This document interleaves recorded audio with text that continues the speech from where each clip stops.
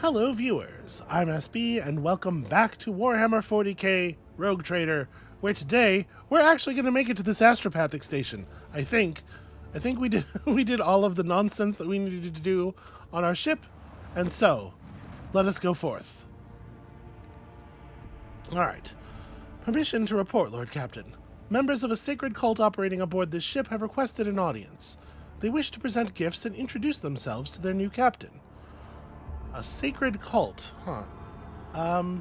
Yeah. So I guess one thing I should say before we do jump in proper is there was like a week break in the series. That was because I got horribly sick.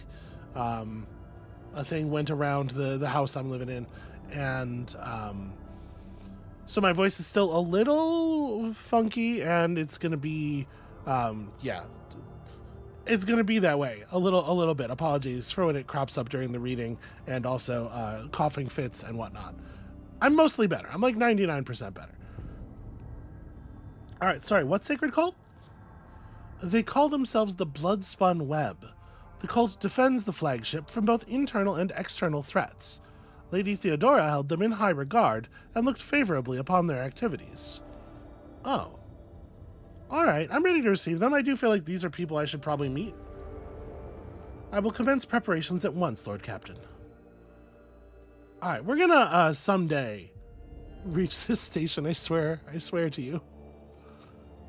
This is why it takes 130 hours to beat this game. Most people, but the game ends at the first station you get to. It's just getting there that's the challenge.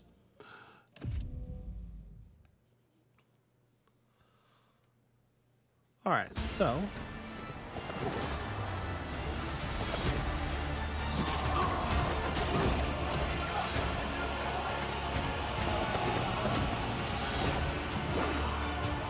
okay, and you all brought your own mops, right?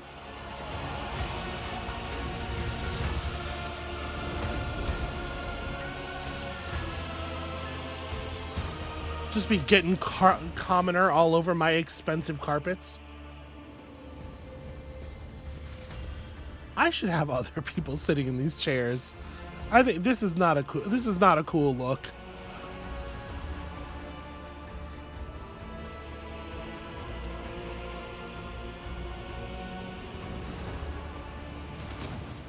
Those on deck watch in awe as the final figure moves gracefully into a ceremonial pause. Some of the officers whisper in excitement, while others murmur prayers to the God Emperor. The Undying Emperor commanded us to spin a web of blood around his children, and we obeyed. We obey still. The masked cultists repeat the words in a mournful whisper. We obey still. Okay. I mean, the thing you're doing is rad. It is rad. I am broadly in favor of your whole aesthetic. But again... Domin von Valancius. Death has whispered your name. We disown Domin Theodora. We renounce our oath to her. The woman's slender finger has been fitted with a metal claw. She points it in your direction and gazes at you from behind her bone mask with the cold, grim eyes of an assassin. She pulls out a sinister curved blade, and similar weapons suddenly appear in the hands of her motionless companions. They're not very motionless. They're really not even trying to be motionless. And now we give the gift of our blood to you. It is the gift of death. Death has whispered your name. The followers of the tenets of the web swear fealty to their new overlord and offer proof of their devotion. Their blades sing through the air, and rivulets of crimson flow onto the deck. The young woman bows her head reverently as she hands you a heavy parcel. The others bow their heads as well. They seem unconcerned by the blood that trickles down their fingers. Again, who is going to clean this all up? We give you a blade, the silent verdict. The Undying One has chosen you to wield this instrument of death. We give you one of our own, Kibella. She will be your shield and shadow. And we give you the blood of these traitors, The tenets of the web will purify their souls. Okay, so you remember what I was saying about there being like a city's worth of people? It'd be very easy to like have, you know, cults of traitors and people harboring what's his name, and this is exactly the kind of thing we need on our side, right? People who are doing the same kind of thing, just in our favor. Their whole deal is just hunting down traitors and keeping us safe entirely within the ship. However, we don't know that we can trust them, or that these other people that they murdered in front of us, or that they're, you know, handing over now, actually are traitors. These could just be anybody, right? Do we have reason to believe? Are my intelligence sources double checking this stuff? Okay, we succeeded on a Lore Imperium test. I've heard many stories about death cults such as this one.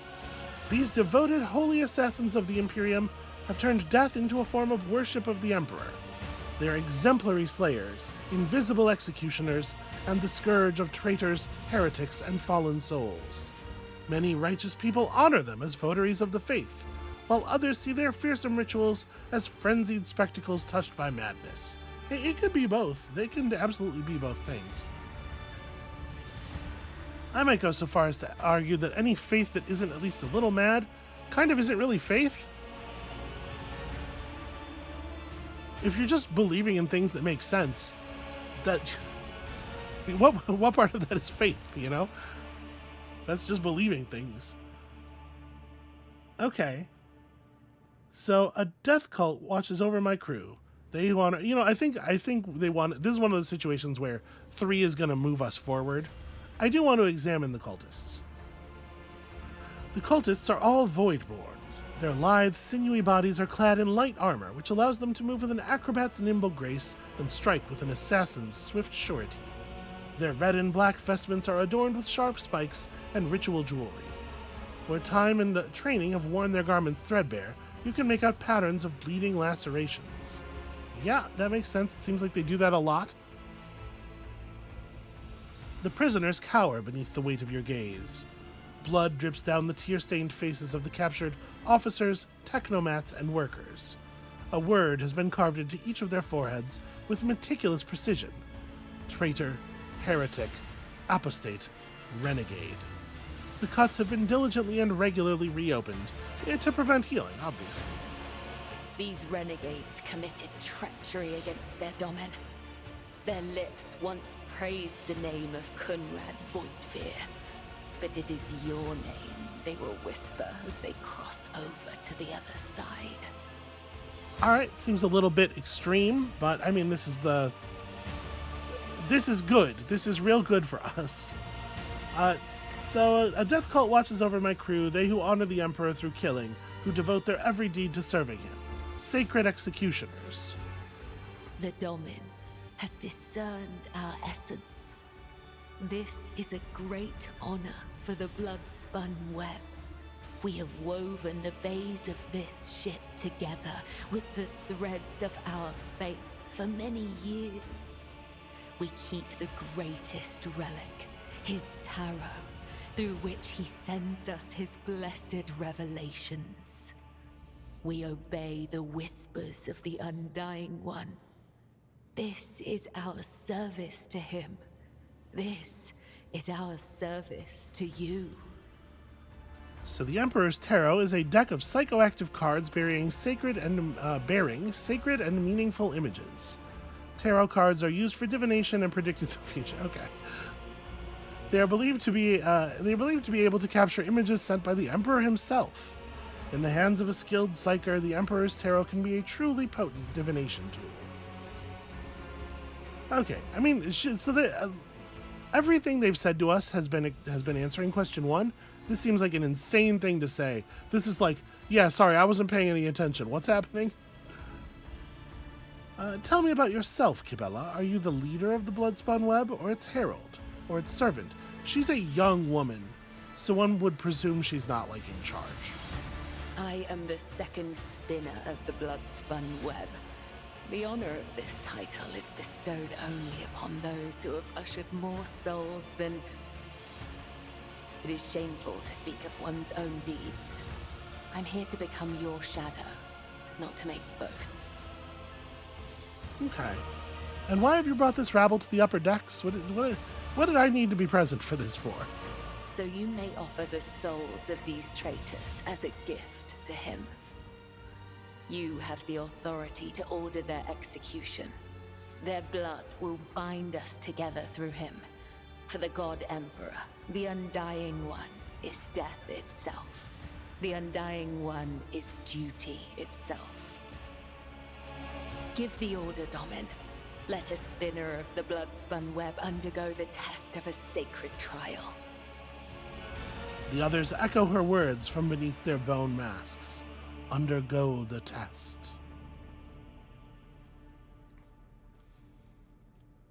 Well, I mean, so she says, let a spinner of the bloodspun web undergo the test of sacred trial. She seems to want one of her people to do it. I'm debating whether me doing it myself sends a message that's more important. Obviously, we need these people to be fully on our side and fully convinced that we are, you know, good and righteous, despite the fact that I'm kind of like not very pro Emperor myself. So, you know what? She says, give weapons to the traitors. It's time for Cabela to prove herself. A dagger that has not sliced through sinew is nothing more than a toy. Let the final dance begin. This is the way she seemed to want it.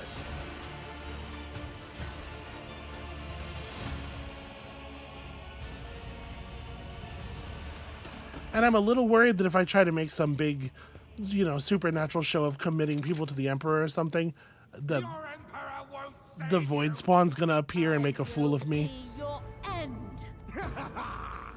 So, Cabela has a remarkable background. As a Death Cult assassin, she can use a special ability called Raining Blood.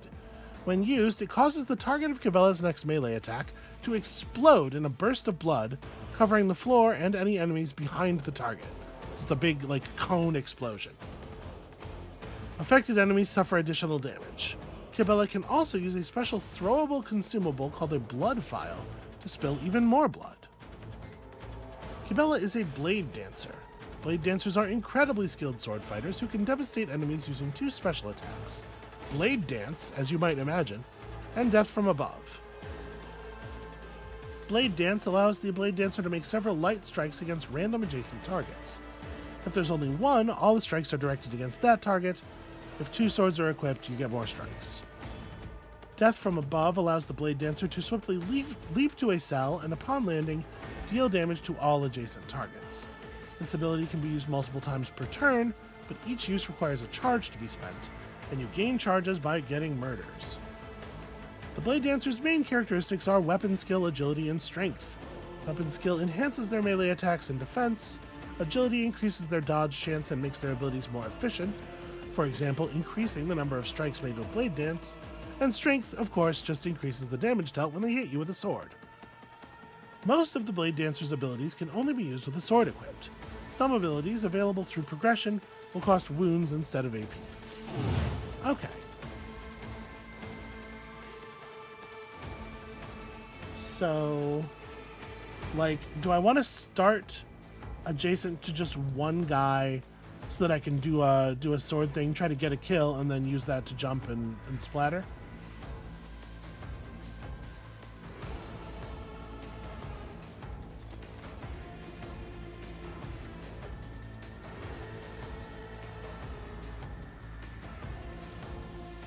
Okay, so this is 2 AP, 3 melee attacks, dealing 50% normal damage.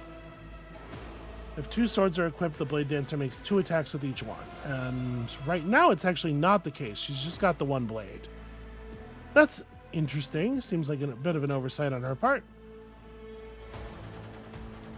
Blade Dance is a melee burst attack that does not count toward the attack limit. Death from Above causes you to... Okay, so when you leap, you deal 9 damage to all adjacent enemies.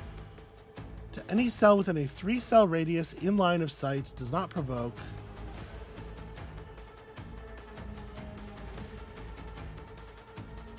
And kills made with death from above do not produce charges for further death from above. This ability has no AP cost. Raining Blood gives you next single target melee attack, splashes blood in a 5-cell cone. Every enemy in the area suffers the blood-stained effect. The Death Cult Assassin and allies in the area get Blood Blessed. Whenever a creature interacts with such a cell, it receives an additional stack of the appropriate effect. For every 10 wounds the Death Cult Assassin loses throughout the combat, each creature affected by the things gets an additional stack. Blood Blessed is 2% more damage per stack. Bloodstained is 2% more damage taken. Okay.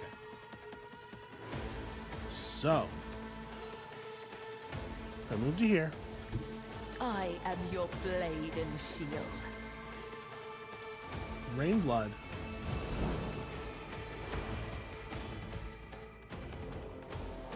I want to do a normal. I have to do a normal attack, right, to hit you.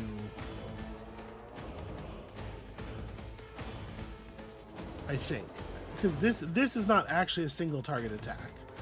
It may only hit one person, but it's not actually a single target attack. The shadow. All right, so we get a nice spray going there.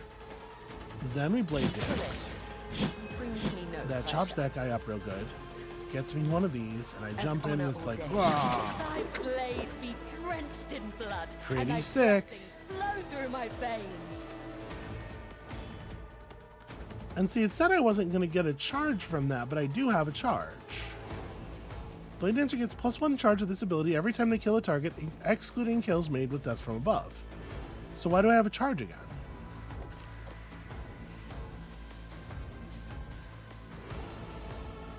Does it show me getting it? Used ability, death from above. Deals 8. Suffers fresh injury, deals 7. We crit that guy. Gained a bunch of momentum. Huh, I don't know. If I'm allowed to do it again, I'm going to do it again. It's a blessing.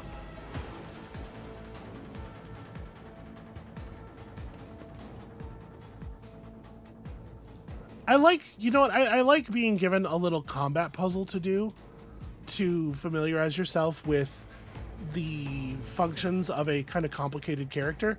That's a really nice way to approach this. You cannot alter your fate. Your Emperor won't save you!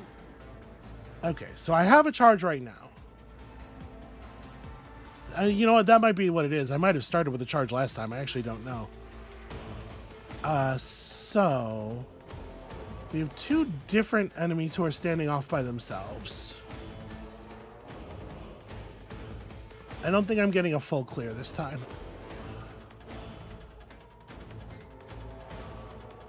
Whenever Raining Blood is used, 1 charge of Blood File is restored. Okay.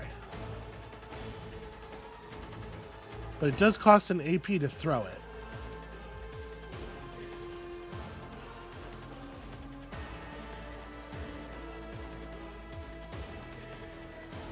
Oh, I don't have any AP right now.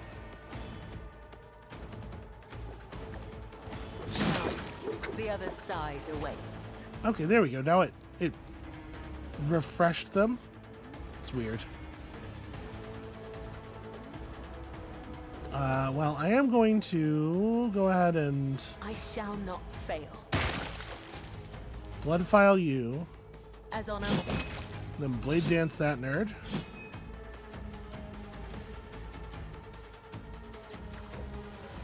Oh, I should have I meant to Raining Blood him. Well, this will still give me the file back, even if it doesn't actually hit anybody, right? trust me.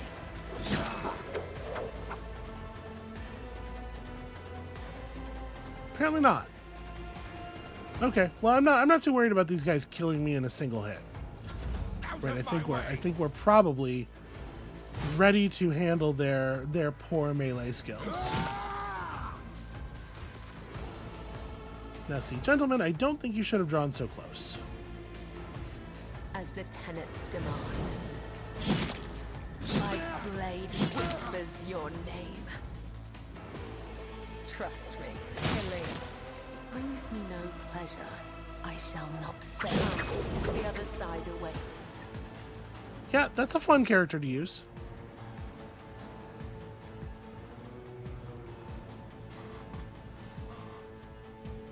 Very different feel in melee than our current bodyguard character.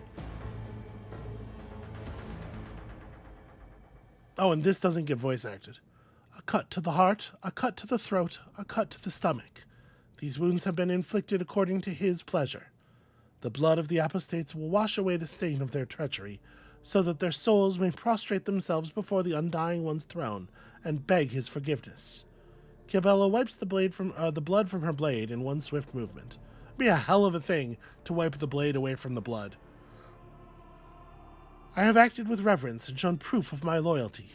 Will you accept me, Doman Samhain? Will you make me your shield and shadow?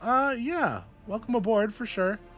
Your ladyship, the spinners of the bloodspun web were watching, tracking, and killing Von Valancius enemies long before the warrant of trade passed to Lady Theodora. However, their blade has been known to cut short the lives of highly upstanding persons. The factotum swallows nervously, casting a fleeting glance at Cabela. But I certainly do not in any way condemn the deeds of the deeply esteemed cult. I'm sure they must have had good reason. See, what he's saying right now is only endearing them to me. The cultists are the scourge of the seditious. They bring the unrighteous to ruin. The enforcers respect the bloodspun web, for we share a common goal, to bring his light and his harsh justice to the darkest depths of this ship. Scourge of the seditious or not, folk are afraid of them for a reason.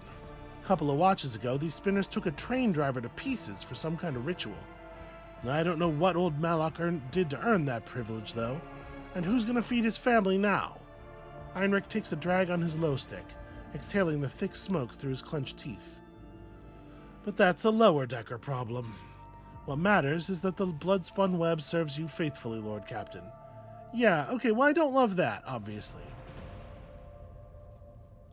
A plump old man in the rich robes of a confessor adds respectfully, My predecessor's predecessor once delivered a sermon about how the spinners saved this vessel from the servants of the archenemy. The bloodspun web paid the price in blood, a river of scarlet that flooded the decks from bridge to bilge. They became the blood of the flagship, the pulse in its veins, and the beat of its heart. Their great sacrifice earned them the favor of House von Valancius. Yeah. It seems like there's a bunch of people who are critical to the operation of the ship that I just still don't know about, and I would love it if that were not the case. But also, she seems incredibly rad, and also, like, she doesn't necessarily care about people standing in the world. That's a thing that I definitely want on my side as well. My only concern here is that I am not intending to be particularly pious, and I don't want her.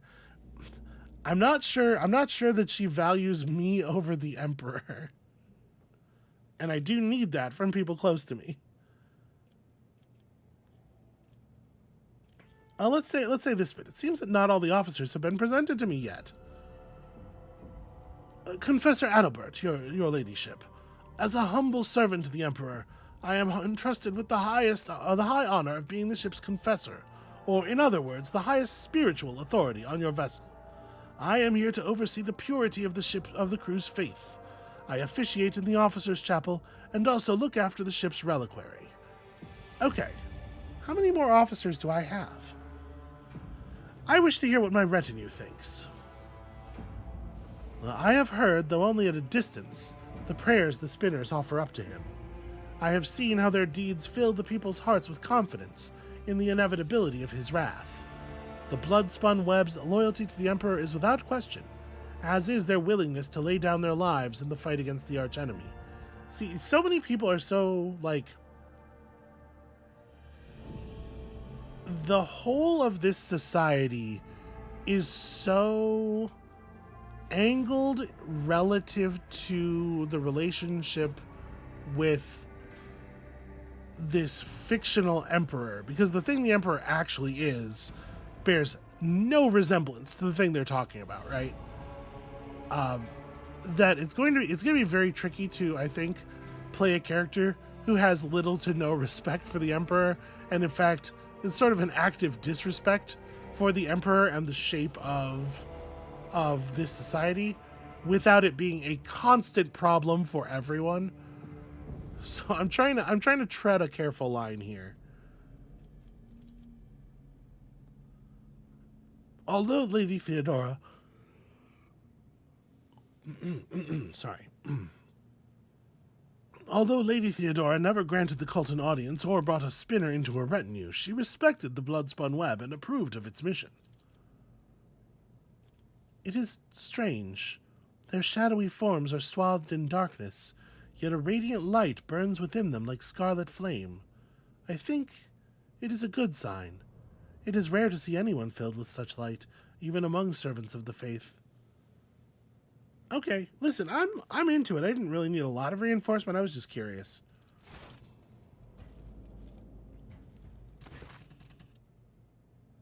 Kibella's movements are slow, almost rhythmic, as she removes her ceremonial mask. The dark shadows of her eyes accentuate the deathly pallor of her skin, which is covered in ritual scars. Henceforth I am your shadow, Domin Samhain von Valancius, an instrument of death placed in your hand by the Undying One. For so it was ordained, and so his tarot forespoke. I also come bearing an invitation from the Vizier of the Bloodspun Web. He wishes you to know that the doors to the Undying One's temple are open to you. Are you suggesting the Lord Captain should go down into the depths of her flagship to search for this temple?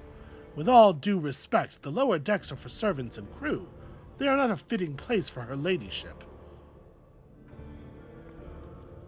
Alright, hold on a second there, Abelard. Calm the hell down.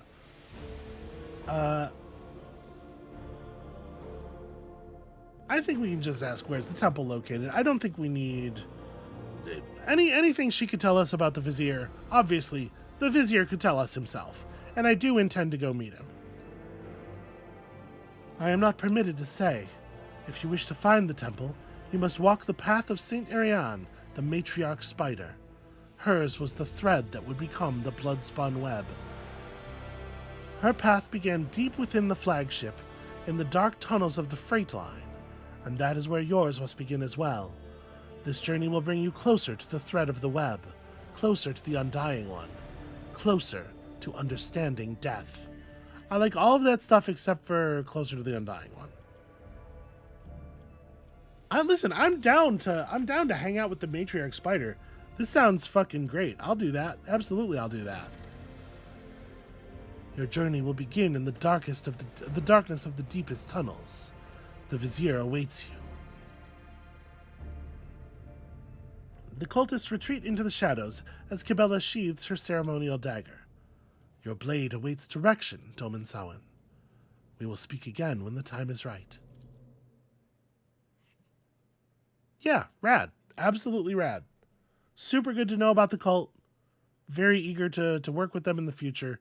Again, up until the point where they're like, wait a second, the Emperor hates you, and now you must be slain.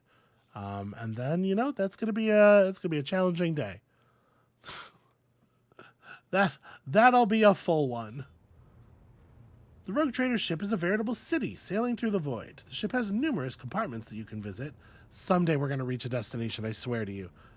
Navigate these compartments using the map of the ship, which you can access from the main elevator or from any compartment. Okay, my plan was going to be to, go to a place.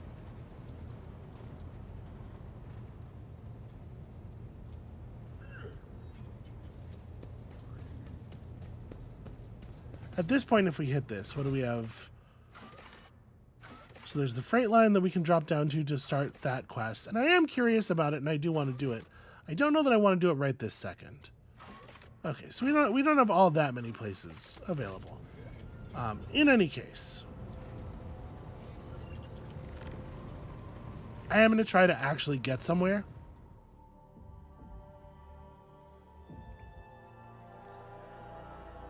She seems rad, though. We have room in our party. Hey, look, we did it. The astropathic station is dead ahead of the void ship. It is motionless. There is lifeless silence across its vox frequencies. Its lights are out. Even those who have no warp sensitivity can feel the presence of death. It is here, lurking in the shadows. All of this makes reading the reports of the ship's astropaths, who claim to be hearing an incessant ghostly howl emanating from the station, all the more disturbing. Well, I mean, let's hit the Vox. I don't know that we're gonna... In fact, I do know that we're not going to get anything of value here. The station is not responding. Perhaps there is no one left who could respond. Deploy a scouting team. It's interesting that I'm not allowed to approach without doing this first. It's either deploy the scouting team or leave. The enforcers offered their prayers and proceeded to enter the uncanny station. What they saw inside was monstrous.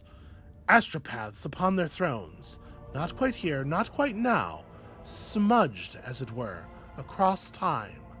Servants reliving their horrible deaths again and again, only to be reborn out of ashes and blood into more agony a moment later. The warp manifested itself here, twisting the very nature of existence. The main hall was covered in a crust of psychic ice. A green-robed blind old man sat motionless upon a tall throne. He was quite literally embedded in the ice, yet he was still alive and screaming. So, because we have Lore Warp 100, we can send Zachary Weiss to the station with a squad of bodyguards. Why is this a Lore Warp thing? And this is Adira who's doing it. Okay. The choirmaster. I could not remember who it was. Choirmaster Weiss boarded the station in person and proceeded to the choir's hall. He stood silently for hours in front of a man frozen in ice and held a telepathic conversation with him. Then Master Weiss offered a prayer to the God Emperor, and the unfortunate man passed away. Upon returning to the ship, Weiss reverently presented the Lord Captain with a grim trophy, the late choirmaster's amulet, taken from his frozen body after his death. Items received: denial of nightmares. The wearer gains immunity to the horrors of the warp. Wow, that seems pretty rad. The psychic shriek carrying across the Imperium... Okay, just all that stuff. The psychic shriek carrying across the Imperium, the Immaterium, has been silenced, but this has brought the crew no relief. A chilling realization came to the astropaths when they discovered that the cry was masking a different sound, one even more terrifying and surreal.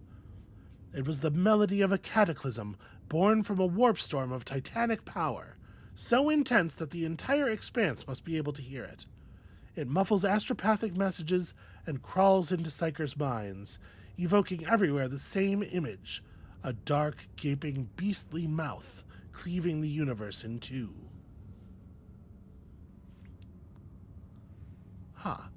Cicatrix Maledictum, a huge warp storm stretching across the galaxy, the result of a catastrophic rift in real space. That's a weird tooltip for this to open up. Now that the mad choirmaster has finally stopped screaming, the song of the Immaterium has reached the rogue trader's void ship too. Well, that's not ideal.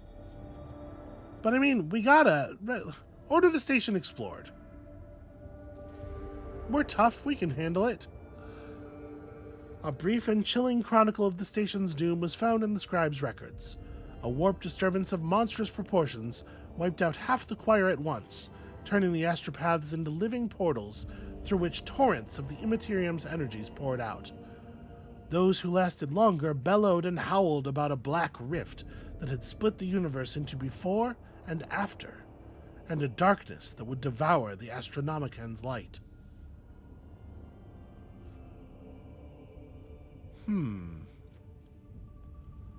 Well, I do feel like dooming the ghostly inhabitants of the station to an eternity of suffering should probably be like the last resort. Let's see if we can resolve that for them in a more immediate fashion. Burn everything. Void torpedoes shatter the fragile station. One can only hope that the unfortunate souls captured by the warp have perished along with their home. Yes, I certainly do hope that. Well, that was not as fun as I was hoping it was going to be. guess let's head to a new planet. Hold on. Lord Captain, sorry to disturb you. Vigdis pauses as if listening to something. It's pandemonium outside the bridge gate. One of the officers seems to be demanding an audience with you in person. I think I hear Master Versarian's voice. In any case, I wanted to warn you in advance. One of the officers. Is this going to be another new officer? Another officer I've never heard of before? Boss of some kind of important thing I didn't know we did on the ship?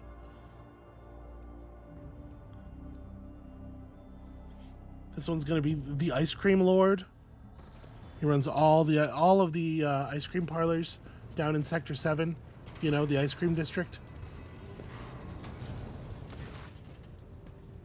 The everyday sounds of the bridge are disrupted by voices raised in anger. That's gotta be what the everyday sounds of the bridge are, right?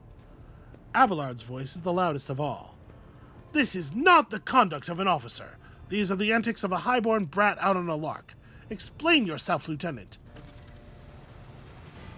The young woman standing before Abelard strives with all her might not to quail under the onslaught of her superior's anger. She falters, but then manages to look him in the eye and say, I apologize, sir, but I must speak to the Lord Captain. Very well, Lieutenant. You may address the Lord Captain, not least because I see you have already seen fit to disturb her. Your unauthorized appearance on the bridge and display of belligerence toward a higher-ranking officer will be logged on your personal file without delay.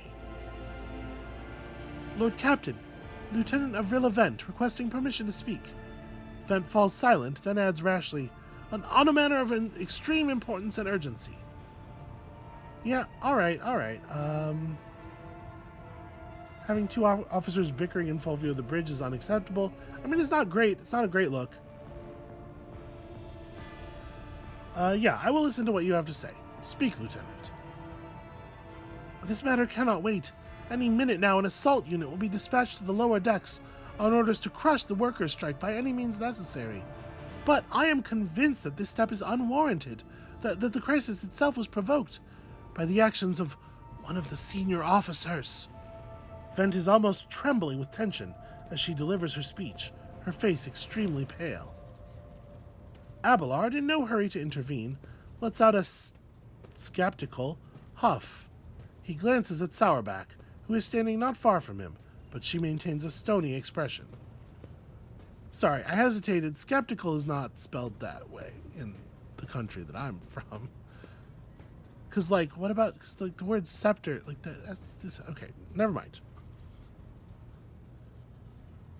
Lord Captain, I urge you to investigate the actions of Seneschal Versarian, and to intervene in what's happening on the lower decks, because very soon we will have a mutiny or a massacre on our hands.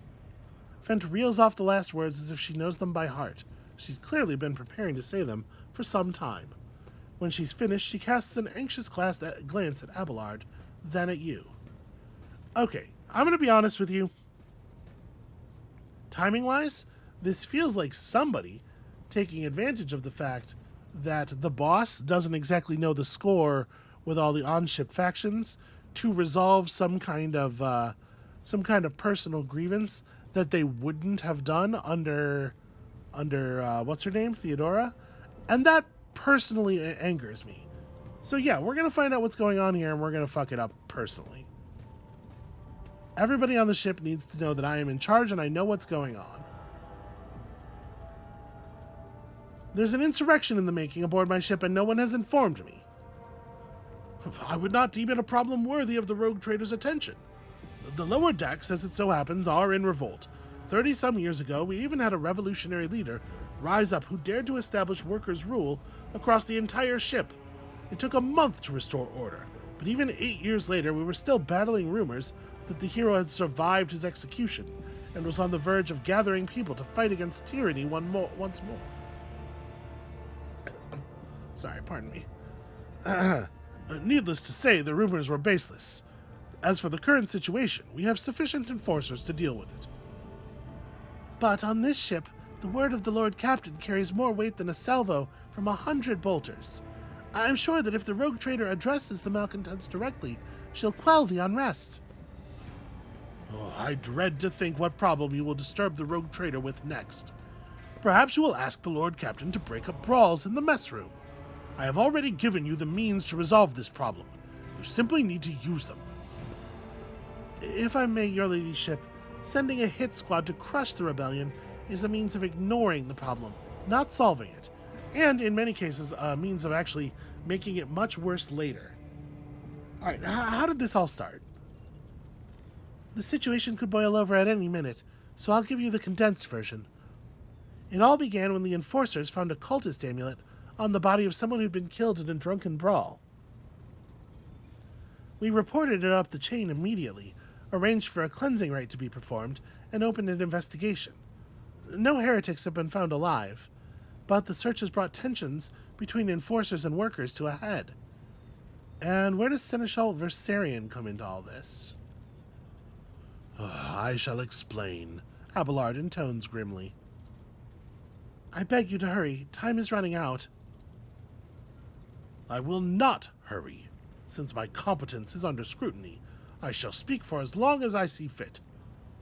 There is an established order to the way things are done on this ship, and one of the pillars of that system is that the rogue trader's attention is not distracted by trivial matters. It is the Seneschal's role to ensure that. I have always handled internal problems myself, so of course, when I received information about cultists hiding on the lower decks, I took the matter in hand. So long as I live, not one of the vermin who murdered Theodora von Valancius will find refuge on her ship. You are far too heavy-handed, Seneschal Versarion. Arrests, interrogations, mass punishments for entire sectors? It has driven people to the brink, Vent says bitterly. Oh, hold on a second.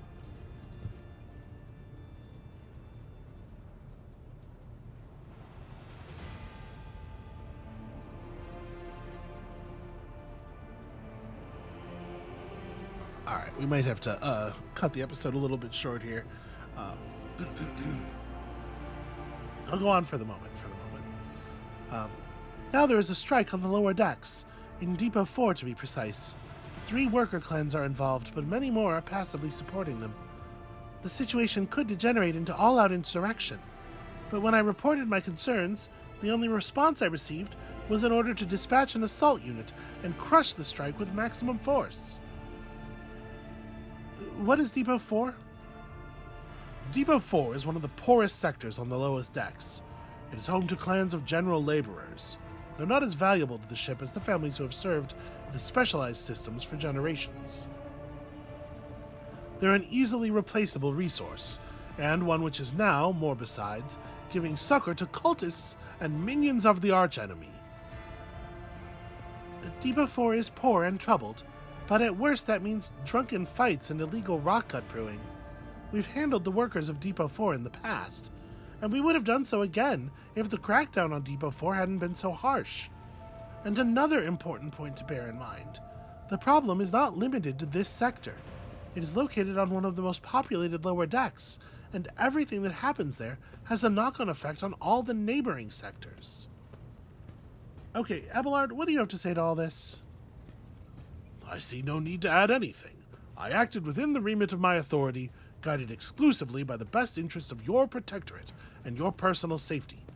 And if you wish to confirm the rectitude of my actions for yourself, I have no objections. For my part, I urge the Lord Captain to go down to the lower decks, stop the assault unit, and speak directly to the people. You'll see that they are not lying or harboring heretics. That way you'll stop the uprising before it begins. Well, it does seem like I'm not given a lot of options here, doesn't it? Alright, it does, yeah, I have to go down to the lower decks. I'm certain the Seneschal was acting within his authority, but I will verify the soundness of his decisions. I do think this is true. Probably. Him not having the authority to do what he did is not the problem.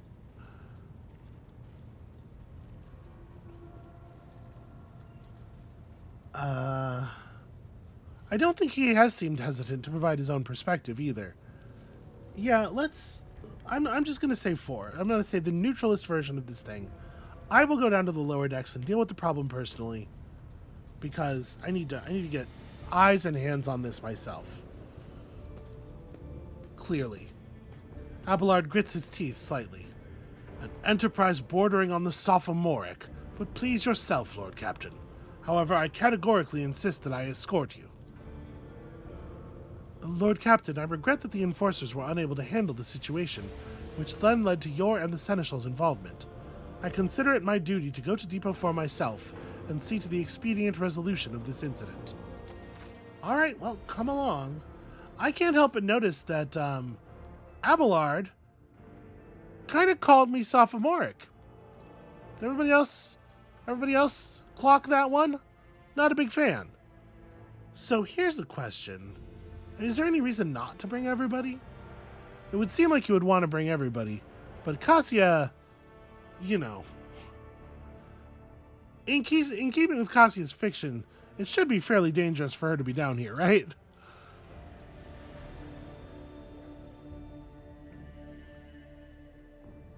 Did you know there's a lot of text in this game? It's a lot of reading. Not perhaps the most ideal thing for my recovery. Alright, go to the site of the conflict. Before we do that, let's step you up here. So, Death Waltz. The Blade Dancer uses death from above against a target enemy without spending a charge, immediately making a melee attack against that enemy. The Blade Dancer repeats this combination up to 3 times against random available targets. If it is impossible to use death from above, the Blade Dancer only makes a melee attack against a random available target. Okay. So it's interesting to say uses death from above against a target enemy when death from above is not a targeted ability. Does it mean they just do the 9 damage to that enemy? The amount of damage, whatever that's scaling with. Agility plus weapon skill. Or does it mean that you jump to a space adjacent to that person and do like the whole thing? This is the heroic ability, right? So it's going to be bananas. So it's going to be the jump to them answer, I guess. Still weirdly put. Alright, in the Footsteps of Death, every time an enemy is killed by the Blade Dancer's allies, the number of movement points on the Blade Dancer's next turn is increased by 2. Pretty cool, pretty sick. Alright, let's grab some new stuff. So, anytime an ability or talent uses the Fellowship bonus, a Voidborn character can instead use Intelligence. Yeah. I think I may have said some words wrong, but you all know what it said on the screen. I don't think Contagious Luck makes any sense. We're not going to be using abilities on friendlies a lot. Doesn't seem like. While the Voidborn character has more than 50% wounds, all chances of all creatures in a 3-cell radius are increased by 10%. All chances of all creatures are increased by 10%? While a Voidborn character has less than 50% wounds, all chances are... That's a weird way to word that, I guess. But okay. It's especially weird to call that a jinx when the way it functions most of the time is improving the... yeah. Voidborn character has a 20% chance to survive after suffering lethal damage. It's kind of cool. A creature with Blood Blessed or Bloodstained gains +1 stack whenever raining blood is inflicted again, or whenever it starts its turn in the blood. Death Cult Assassin's allies deal 2+ agility bonus % more damage to enemies if both the ally and the target is in the blood cells. That feels like it's not going to happen very often, given how much range damage we have. Each time the Death Cult Assassin parries or dodges all enemies with Bloodstained... See, this I like, Dance of Thorns. If we're going to just be throwing her into the middle of things. A creature with Bloodstained or Blood Blessed gains +1 a stack whenever bleeding, burning, or toxin is inflicted. No, I like Dance of Thorns. Dance of Thorns seems really cool. And then a stat up. I mean, it's very hard not to take weapon skill. Agility and weapon skill are both good, certainly. You want to make sure you're surviving. I'm going to take the weapon skill. And then here we get a cool ability. Immediately return to the cell where you started your turn. If the Blade Dancer used Death from Above, this ability repeats all uses of this ability in reverse. That's very fun. Oath of Vengeance costs 8 wounds. She only had 26, right? So 8's pretty significant. Until the end of combat, attacks made by the Blade Dancer against enemies who have already attacked that ally gain bonus crit chance and bonus crit damage. And it's a fairly significant amount. Sorry, what's it scaling off of? It's just your raw agility bonus. And then this is weapon strength bonus. Okay. Veil of Blades hits all creatures within the area of effect within a 1 cell radius. The Blade Dancer faces a side of their choice and immediately ends their turn. Until the beginning of the Blade Dancer's next turn, they can dodge area attacks without moving and are immune to all types of forced movement, gain 20% parry against attacks from that side, and can now parry attacks made against adjacent allies. While under the effect of Veil of Blades, the Blade Dancer can even parry ranged attacks made from that side. The chance to parry a ranged attack is calculated as if it were a melee attack. Sure. So that's a pretty powerful and neat one. Paying 8 wounds, obviously you have to think you were going to take 8 wounds worth of damage, or you have to think that an adjacent ally was going to take some meaningful damage. Certainly interesting, though. Target a single enemy. Next attack cannot be dodged or parried. If the attack kills, the Blade Dancer heals for 13 and gains +1 AP, along with an additional attack this turn. Ability can be used multiple times per turn. Okay. That's fine. Blade Dancer's next attack inflicts bleeding 9 on all targets hit. These targets must pass a toughness test with a 20-point penalty or become immobilized. All enemies immobilized by captive audience count as full cover for the Blade Dancer and their allies. See, this seems like such a huge... This seems so much better than like all of the blue ones. Acrobatic artistry definitely has its place as well, but sticking bleed 9 on a boss or something, yeah, I think I like captive audience and acrobatic artistry the most for sure.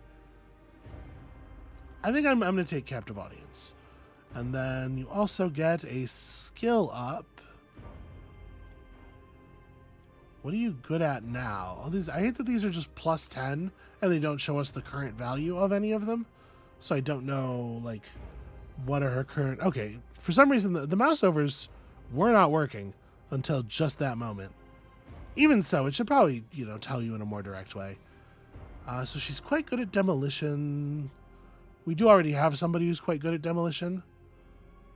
Medicae is nice and high. You know what? Let's juice your Medicae up a little bit. We already have people who are great at athletics and demolition. Yeah. Complete. Okay.